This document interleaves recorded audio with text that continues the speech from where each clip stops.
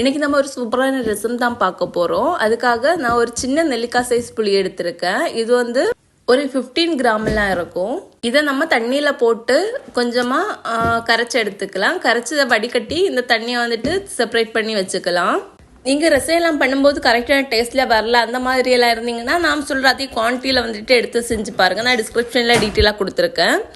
அதுக்கப்புறமா இதில் ஒரு 1.5 டீஸ்பூன் நல்ல மிளகு ஆட் பண்ணியிருக்கேன். இதை வந்துட்டு நம்ம தட்டி எடுத்துக்கலாம். நல்லா ஃபைன் பவுடர் ஆக வேண்டிய தேவையில்லை. கொஞ்சம் துருன்னு எடுத்தால் போதும். தரியாக இருக்கும்ல அந்த அளவுக்கு மட்டும் ஜஸ்ட் கிரைண்ட் இது மாதிரி தட்டி எடுத்தால் போதும். மிக்சியில் கிரைண்ட் பண்ணி எடுக்கிறீங்கன்னா ஜஸ்ட் ஒரு 2 செகண்ட் மட்டும் பல்ஸ் மோடில் போட்டு எடுத்துக்கோங்க. கொஞ்சம் தரியாக இது இருக்கணும். நான் எந்த கன்சிஸ்டன்சியில் எடுக்கணும்னு சொல்லி நான் காமிச்சு தரேன். நம்ம ரசம் பண்ணும்போது எல்லாமே ஃப்ரெஷ்ஷாக எடுக்கிறதுக்கு பாருங்கள். இப்போ இஞ்சி பூண்டு பேஸ்ட்டாக இருக்கட்டும் எல்லாமே வந்துட்டு கொஞ்சம் ஃப்ரெஷ்ஷாக எடுக்கிறது பாருங்கள்.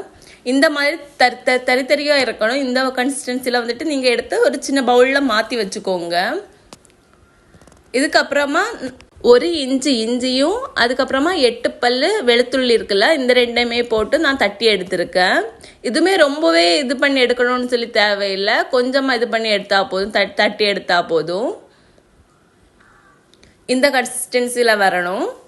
இதை தட்டி அது தனியாக எடுத்து வச்சுக்கோங்க. ஒரு 8 சின்ன வெங்காயம் வந்துட்டு தோல் உரித்து அதையுமே கொஞ்சம் சதைச்சி எடுத்துக்கலாம். ரசம் பண்ணுறதுக்கு சின்ன வெங்காயம் தான் எடுக்கணும், பெரிய வெங்காயம் எடுக்கக்கூடாது. இந்த சின்ன வெங்காயம் ஒரு 8 பல் எடுத்து தோல் உரித்து இதையுமே கொஞ்சம் சதைச்சி எடுத்துக்கோங்க. ரொம்பவே எல்லாமே சதையணும் அந்த மாதிரிலாம் கிடையாது. ஓரளவுக்கு ஜஸ்ட்டு சதைஞ்சு வந்தால் போதும். நான் இந்த ஒரு அளவுக்கு லைட்டாட்டு சதைச்சு அந்த பக்கமாக மாற்றி வச்சுருக்கேன். ஆல்ரெடி நான் சதைச்சது எல்லாமே ஒரு பவுலில் வந்துட்டு மாற்றி வச்சுருக்கேன். அதில் எடுத்து மாற்றி வச்சுட்டேன். அதுக்கப்புறமா ஒரு கடாய் எடுத்துக்கோங்க. கடாயில் கொஞ்சமாக எண்ணெய் ஊற்றிக்கோங்க. ஒரு 3 டீஸ்பூன் எண்ணெய் ஊற்றுற மாதிரி பாருங்கள். அதுக்கப்புறமா 1/2 டீஸ்பூன் கடுகு போட்டுக்கோங்க. அதுக்கப்புறமா 3/4 டீஸ்பூன் வெந்தயம் போட்டுக்கோங்க. இந்த டைமில் நீங்கள் ஃப்ளேம் வந்துட்டு ரொம்பவே லோ ஃப்ளேம் வச்சுக்கோங்க. அதுக்கப்புறமா காஞ்ச மிளகாய் இருக்குல்ல அது வந்து 1 இல்லைன்னா 2 போட்டுக்கோங்க. நம்ம இந்த போடுற வெந்தயம் வந்துட்டு கரியக்கூடாது, அந்த அளவுக்கு பார்த்து வச்சுக்கோங்க.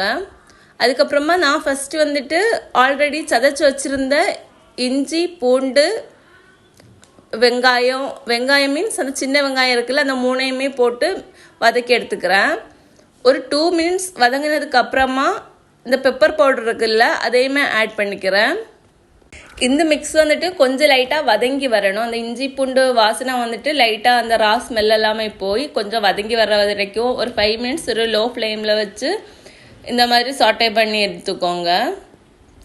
இதுக்கப்புறமா 1/2 டீஸ்பூன் மல்லிப்பொடி ஆட் பண்ணியிருக்கேன். 1/2 டீஸ்பூன் காஷ்மீரி மிளகாத்தூள் ஆட் பண்ணியிருக்கேன். இந்த மிளகாத்தூள் அவ்வளவா எரிப்பு எதுவும் கிடையாது. உங்கள் வீட்டில் ரொம்ப எரி இருந்தால் கம்மியாக சேர்த்துக்கோங்க மிளகாத்தூள். அதுக்கப்புறமா 1/2 டீஸ்பூன் மஞ்சள் தூள் ஆட் பண்ணியிருக்கேன்.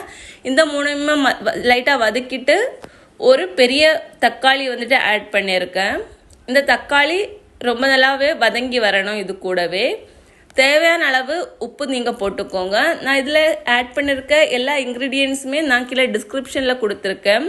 நான் 2 கொத்து சின்ன கருவேப்பிலை வந்துட்டு ஆட் பண்ணியிருக்கேன். இது வதங்கினதுக்கு அப்புறமா நான் ஆல்ரெடி மாற்றி வச்சுருந்த புளி தண்ணி ஊற்றிக்கிறேன்.